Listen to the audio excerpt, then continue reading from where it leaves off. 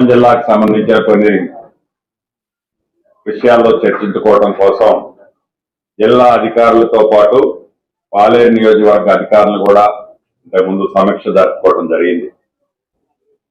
ఈ సమీక్షలో గత ప్రభుత్వం ఏం తప్పులు చేసింది, గత ప్రభుత్వం చేసిన తప్పుల్లో భాగస్వాములు ఎవరు, గత ప్రభుత్వం చేసిన తప్పులకు సహకరించిన అధికారులు ఎవరు, వారి మీద ఏ రకమైన కక్షపూరితమైన చర్యలు చేపట్టడానికి సమీక్ష జరపలేదు. ఆనాడు ప్రభుత్వం ప్రజలను విస్మరించి ప్రజలకు చేసిన వాగ్దానాలే కాకుండా ప్రజలతో వాళ్ళకు ఉన్న లింకు ఎలా అయితే డిస్కనెక్ట్ అయిందో అనేక ఆశలతో అనేక ఆలోచనలతో ఈ ఆశలు ఆలోచనలు పూర్తి కావాలంటే ఒక ఇందిరమ్మ రాజ్యంలోనే సాధ్యపడుతుంది అని నమ్మి కాంగ్రెస్ ప్రభుత్వం ఏదైతే 6 గ్యారంటీలు ప్రకటించిందో ఈ 6 గ్యారంటీలు సామాన్య ప్రజల ఇంటి చెంతకి చేరతాయని నమ్మి సార్వత్రిక ఎన్నికల్లో కాంగ్రెస్ పార్టీని ఇందిరమ్మ రాజ్యాన్ని తెలంగాణ రాష్ట్రంలో యావత్ తెలంగాణ ప్రజలు తెచ్చుకున్నారు.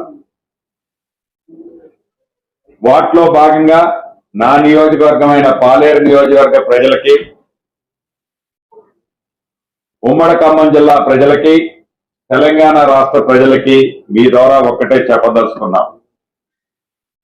గత ప్రభుత్వంలో తప్పులని దిగ్ చేయటం ఒకటే కాకుండా తప్పులు చేసిన వాళ్ళని శిక్షించాలనే ఏజెండానే కాకుండా ఈ ప్రభుత్వం ఏమి చేయాలనుకుంటుంది, ఈ ప్రభుత్వం యొక్క ఆలోచన ఏంటి, ఈ ప్రభుత్వ భవిష్యత్ కార్యరూపం ఏంటి, దాన్ని ఎలా ఆచరించాలనేది ఇందాక ఒక పాలేరు నియోజకవర్గంలో నియోజకవర్గ ప్రజలకి అధికారులతో పాటు డిస్ట్రిక్ట్ ఆఫీసర్స్ కలెక్టర్ గారు సిపి గారితో కూర్చొని చర్చించిన తర్వాత వారితో మాట్లాడటం జరిగింది. ప్రజాప్రభుత్వం ఇది, ఇందిరమ్మ రాజ్యం ఇది ఫ్రెండ్లీ ప్రభుత్వం. స్వేచ్ఛగా ఏదైతే 7వ తారీఖు మధ్యాహ్నం 1:04 ముఖ్యమంత్రి గారు కేబినెట్ మంత్రులు ప్రమాణ స్వీకారం చేసిన లగాయత్తు ఇనప కంచెలతో బంధించిన ప్రగతి భవనం దగ్గర నుంచి లగాయత్తు ప్రజలకు సెక్రటేరియట్ లో సామాన్య ప్రజలకి ప్రవేశం లేని సందర్భం గత ప్రభుత్వంలో ఉన్న దానిని మరిపించే విధంగా తీసుకున్న నిర్ణయాల లగాయత్తు పార్టీలో తీసుకునే అనేక నిర్ణయాలు గౌరవ మా ముఖ్యమంత్రి గారు మంత్రులు దాని మీద చర్చించి తీసుకొని సామాన్య ప్రజలకి అందుబాటులో ఉండే ఈ ప్రభుత్వం అని శ్రీకారం చుట్టడం జరిగిన సంగతి మీ అందరికీ తెలియంది కాదు. ఈ ప్రభుత్వం ఈనాడు చిత్తశుద్ధితో పనిచేయాలని, చిత్తశుద్ధితో పనిచేసే అధికారుల్ని కీ పొజిషన్ లో పెట్టుకొని మిగతా అధికారుల సహకారంతో ప్రజలకు ఏవైతే హామీలు ఇచ్చామో 6 గ్యారంటీలు, ఈ 6 గ్యారంటీలు ఇంప్లిమెంట్ చేసేదే ఈ ప్రభుత్వం యొక్క ప్రధాన లక్ష్యం, ఆశయం. ఈ 6 గ్యారంటీలు నమ్మి తెలంగాణ రాష్ట్రంలో కాంగ్రెస్ ప్రభుత్వాన్ని, ఇందిరమ్మ రాజ్యాన్ని దీవించారు. ఇందాక అధికారులతో కూడా అదే మాట్లాడారు. ఈ ప్రభుత్వం కక్ష సాధింపు ప్రభుత్వం కాదు. గత ప్రభుత్వం యొక్క ఒత్తిళ్ల వల్ల, గత ప్రభుత్వం యొక్క కొన్ని తప్పుడు నిర్ణయాలు మీ మీద పెట్టి రుద్దిన సందర్భాలు కోపాలు ఉన్నాయి. వాటిని ఇవాళ విమర్శించుకోవడానికి ఈ సమీక్ష నిర్వహించలేదు. గత ప్రభుత్వం ఏవైతే తప్పులు చేసిందని మనం అనుకుంటున్నామో తిరిగి అవి పునరావృతం కావద్దు. మీ ఉద్యోగస్తులు మీ మీద కక్ష సాధింపు ఈ ప్రభుత్వానికి లేదు, ఉండబోదు. ఒక పాలేరు నియోజకవర్గమే కాదు, ఉమ్మడి ఖమ్మం జిల్లానే కాదు, యావత్ తెలంగాణ రాష్ట్రంలో కేబినెట్ మంత్రులమైన మేము, మా ముఖ్యమంత్రి గారికి కూడా ఇటువంటి కక్ష సాధింపు చర్య ఏ ఒక్కళ్ళ మీద లేదు. ప్రతిపక్షంలో ఉన్న, ఈనాడు ప్రతిపక్షంలో ఉన్న అన్ని రాజకీయ పార్టీల మీద, రాజకీయ పార్టీలకు సహకరించే నాయకుల మీద కూడా ఈ ప్రభుత్వానికి కక్ష సాధింపు లేదు. కానీ ప్రభుత్వ ఆస్తులు ప్రభుత్వ సొమ్ములు, ప్రభుత్వానికి సంబంధించిన నిధులు ఎవరైతే కొల్లగొట్టారో, ఎవరైతే ఆక్రమించారో, ఎవరైతే దోచుకున్నారో తప్పకుండా అది సమీక్షిస్తాం. ఆ సమీక్షించి ప్రభుత్వ భూములు అది హైదరాబాద్లో కానీ, వరంగల్లో కానీ, ఖమ్మంలో కానీ, ఇతరత్ర ఏ ప్రాంతంలోనైనా ప్రభుత్వ భూములు ఆక్రమించిన, ప్రభుత్వ సొమ్ములు కొల్లగొట్టిన, ఆనాడు ప్రభుత్వం ఉంది కదా, అధికారం ఉంది కదా అని అనేక వర్కులలో వారికి నచ్చినట్లు బినామీ ఎస్టిమేట్లు తయారు చేసి వారి బినామీ కాంట్రాక్టర్లకు ఇచ్చుకున్నా వాటిని ఒక్కసారి పునఃపరిశీలన చేసుకొని కరెక్ట్ చేసుకోవాలనైతే ఇందాక అధికారుల సమక్షంలో చెప్పడం జరిగింది. ఇది రాష్ట్ర వ్యాప్తంగా కూడా చెప్పడం జరుగుతుంది. మొన్న మీరు చూశారు అసెంబ్లీ సాక్షిగా ఏదైతే ఇందిరమ్మ రాజ్యంలో ప్రజలకు మేము సాయం చేస్తామని ఏదైతే హామీ ఇచ్చామో, ఏదైతే ఇందిరమ్మ రాజ్యం వస్తే మా బ్రతుకులు బాగుపడతాయని నమ్మి మార్పు కోరి కాంగ్రెస్ పార్టీని, ఇందిరమ్మ రాజ్యాన్ని తెలంగాణ రాష్ట్రంలో తెచ్చుకున్నారో, గవర్నర్ గారు ఏదైతే వారి స్పీచ్ సందర్భంగా ధన్యవాదాలు తెలిపే కార్యక్రమంలో అసెంబ్లీ సాక్షిగా ప్రతిపక్షంలో ఉన్న నాయకులు ఇంకా వారు అధికారంలో ఉన్నారనే అపోహలో ఉండి, ఇంకా అధికారం ఉందనే మత్తులో ఉండి, ఏదైతే పొగరబోతి గిత్త రంకెలేస్తుందో, ఏదైతే అహంకారపూరితంగా గతంలో నడిస్తే ఆ నడిచిన దాని ప్రజలిచ్చిన మ్యాండేటరీని మర్చిపోయి ఇంకా మేము అధికారంలో ఉన్నామని విర్రవీకారో ప్రజలు ప్రతిదాన్ని గమనిస్తున్నారు. మా మంత్రులు, మా ముఖ్యమంత్రి గారు దానికి సమాధానం చెప్పాల్సింది చాలా స్పష్టంగా చెప్పారు. ఈ ప్రభుత్వం చిత్తశుద్ధితో పనిచేస్తుంది. ఈ ప్రభుత్వం వచ్చిన లగాయతు, ఈ ప్రభుత్వం స్టార్ట్ అయిన మొదటి నుంచి గడిచిన ఈ 10 రోజుల్లో ఈ ప్రభుత్వానికి ఒక క్లారిటీ ఉంది. ప్రజలలో మమేకం కావాలి, ప్రజల కష్టాలు వినాలి, ప్రజల కష్టాలు విని వాటిని పరిష్కరించే మార్గాన్ని కనుగొనాలి. ఆర్థికంగా ఈ రాష్ట్రాన్ని కొల్లగొట్టింది గత ప్రభుత్వం. రేపు 20వ తారీఖు జరగబోతున్న అసెంబ్లీ సాక్షిగా వైట్ పేపర్ను కూడా ఈ ప్రభుత్వం ప్రజల ముందు ఉంచనుంది. అంతేకాదు, ఏదైతే 6 గ్యారెంటీలు ఇచ్చినా ఈ ప్రభుత్వం ఏర్పడిన మొదటి 2 రోజుల్లోనే 2 గ్యారెంటీలు ప్రజలకు డెలివర్ చేసింది. మళ్ళీ 2 గ్యారెంటీలు ఈ డిసెంబర్ 28వ తారీఖు నాడు ఇంకొక 2 గ్యారెంటీలని ప్రజలకు ఇవ్వనుంది. మరి ఒక 2 గ్యారెంటీలు సంక్రాంతి లోపే ప్రజలకి కూడా మళ్ళా డెలివరీ ఇవ్వనుంది. ఈ ప్రభుత్వం చిత్తశుద్ధితో, నిజాయితీగా ప్రజల ఆశించిన ఆశయాలకు అనుగుణంగా ఫలితాలు ఇవ్వటానికి ఈ ప్రభుత్వం అహర్నిశలో కష్టపడి, ఈ ప్రభుత్వంలో కేబినెట్ లో ఉన్న మంత్రులు గాని, ముఖ్యమంత్రి గాని అనేక సమీక్షలు చేసుకొని ఇప్పటికే ఒక ప్రణాళికను సిద్ధం చేసుకుంటుంది ఈ ప్రభుత్వం. ప్రభుత్వం ఏర్పడి 5-6 రోజులు కాకముందే అప్పుడే మీరు 9 రోజుల్లోనే రైతు రుణమాఫీ చేస్తానన్నారు, మీరు ఇల్లు ఇస్తానన్నారు, మీరు ఇది ఇస్తానన్నారు అని ఏదైతే విమర్శలు చేస్తున్న ప్రతిపక్షాలకి మీ ద్వారా ఒకటే చెప్తున్నా, మీలాగా మాయమాటలు చెప్పడం ఇందిరమ్మ రాజ్యంలో ఏ ఒక్కరికి రాదు.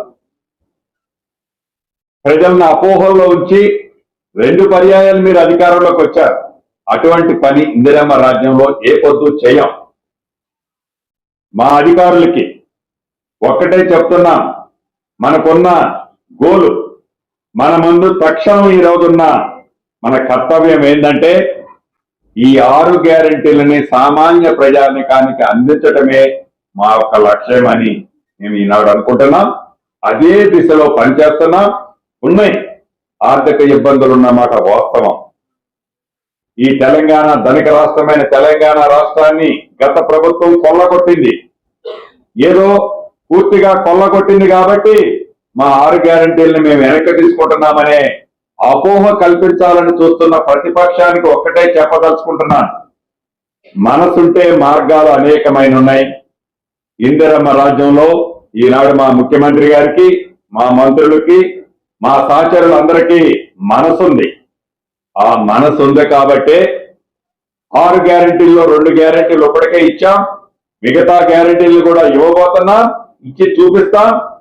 ఆర్థికంగా మీరు కొల్లగొట్టినా, మీరు దోచుకున్నా ఈ రాష్ట్ర ఖజానాని ఖాళీ చేసి ఒట్టి తాళం చేతులు మా చేతికి ఇచ్చినా మాకు మనసుంది కాబట్టి చిత్తశుద్ధితో పనిచేసి ప్రజలకు ఇచ్చిన హామీలని కొత్త ప్రభుత్వం ఎట్టి పరిస్థితిలో కూడా ఇందిరమ్మ ప్రభుత్వం ప్రజలకు నెరవేరుస్తుంది, ఇస్తుందని కూడా తెలుపుతూ హౌసింగ్ లో కూడా నేను గృహశాఖ మంత్రిని, రెవెన్యూ మంత్రిని, అదే రకంగా మీ మీడియా మంత్రిని కూడా, మీది కూడా మీ మనసులో ఒకటి ఉంది. నన్ను ఏం క్వశ్చన్ అడగబోతున్నారు అడగ ముందే చెప్తా.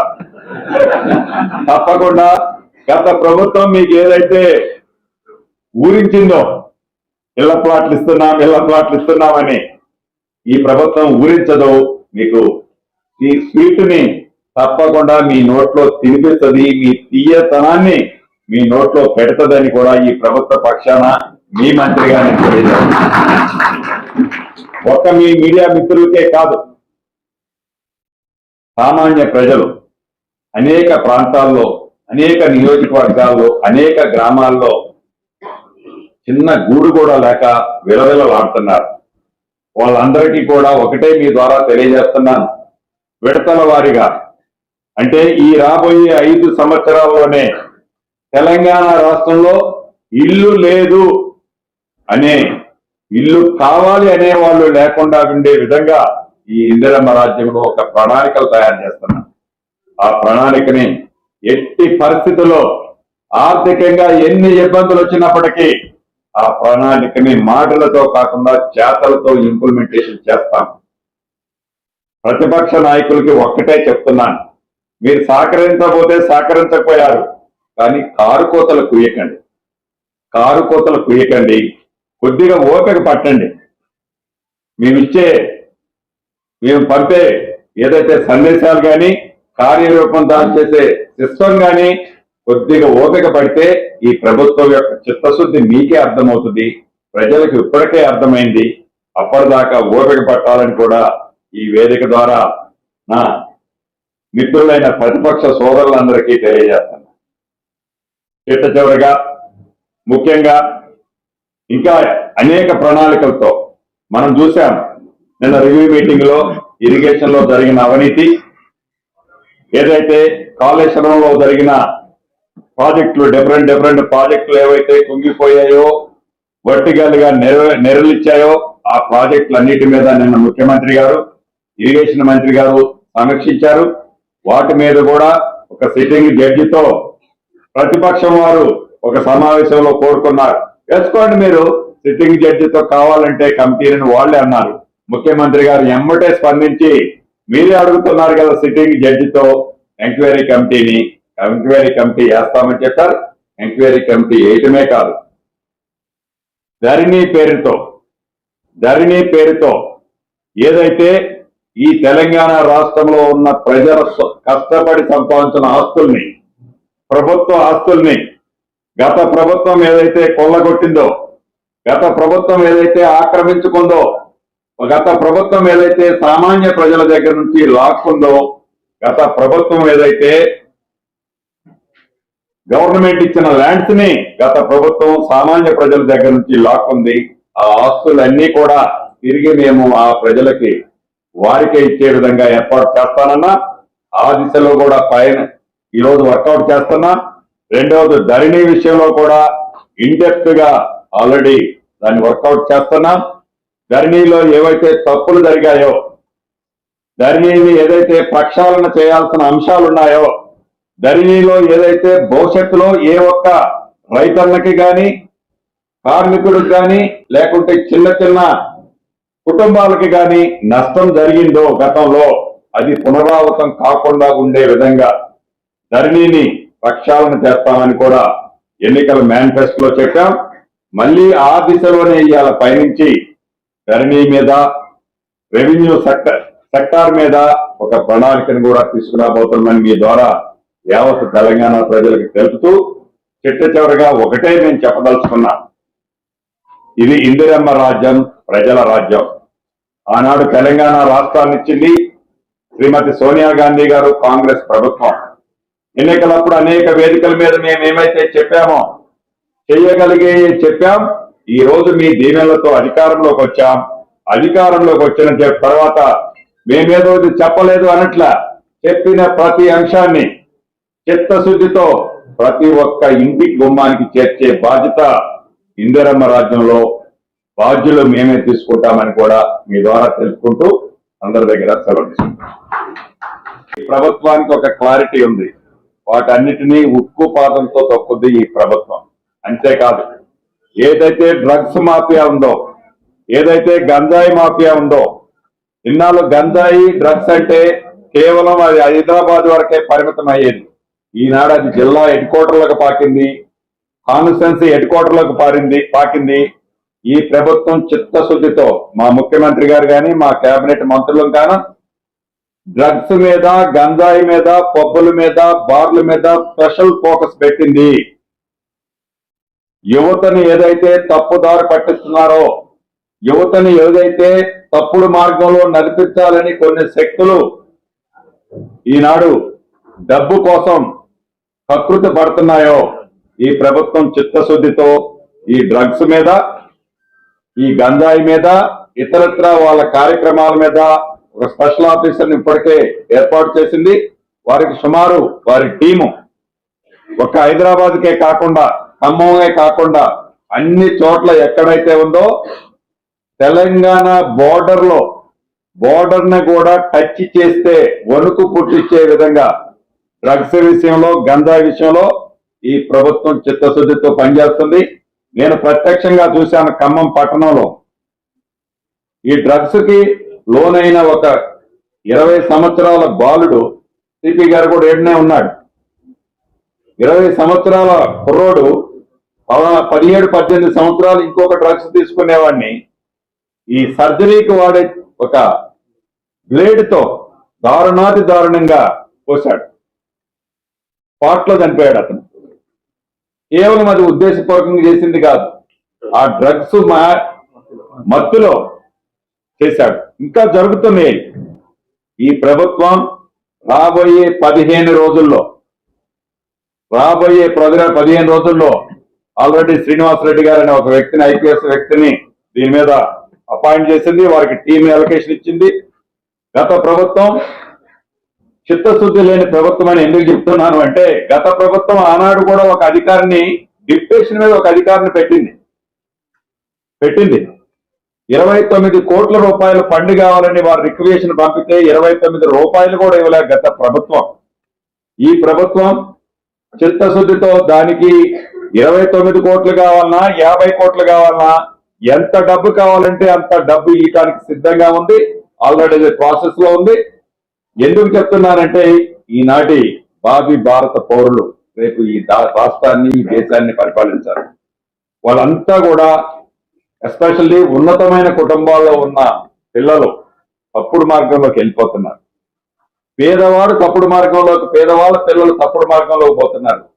చదువుకునే వయసులో ఈ దేశానికి రేపు వాళ్లే ఎసెట్, వాళ్ళంతా తప్పుడు మార్గంలో పోతున్నారు. కాబట్టి వాళ్ళని కంట్రోల్లో చేయాలన్నది ఈ ప్రభుత్వం యొక్క చిత్తశుద్ధితో ఆ కార్యక్రమాన్ని చేపట్టింది.